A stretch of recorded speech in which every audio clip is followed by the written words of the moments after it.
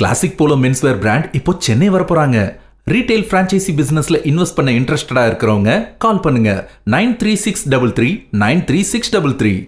பெண்ணுக்கு மயக்க மருந்து கொடுத்து கூட்டாக பாலியல் வன்கொடுமை செய்து தமிழக வெற்றி கழக நிர்வாகி மற்றும் அவரது நண்பரை போலீசார் கைது செய்து சிறையில் அடைத்துள்ளனர்.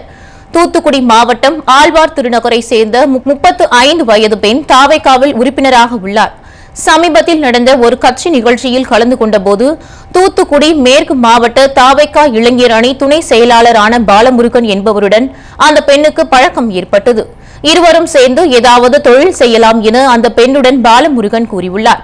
இது தொடர்பாக முதலீடு பெறுவதற்காக ராமநாதபுரம் மாவட்டம் சாயல்குடி வரை செல்ல வேண்டும் என அந்த பெண்ணையும் கடந்த மாதம் 3ஆம் தேதி காரில் அழைத்து சென்றுள்ளனர்.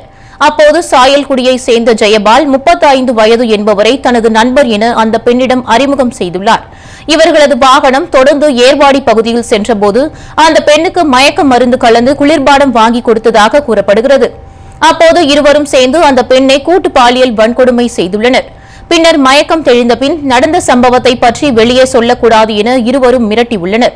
இந்நிலையில் பாதிக்கப்பட்ட பெண் ஸ்ரீ வைகுண்டம் அனைத்து மகளிர் காவல் நிலையத்தில் புகார் அளித்தார். இந்த சம்பவம் குறித்து விசாரணை நடத்திய போலீசார் வழக்கு பதிவு செய்து பாலமுருகனையும் ஜெயபாலையும் கைது செய்து நீதிமன்றத்தில் ஆஜர்படுத்திய பின் அவர்கள் இருவரும் சிறையில் அடைக்கப்பட்டனர்.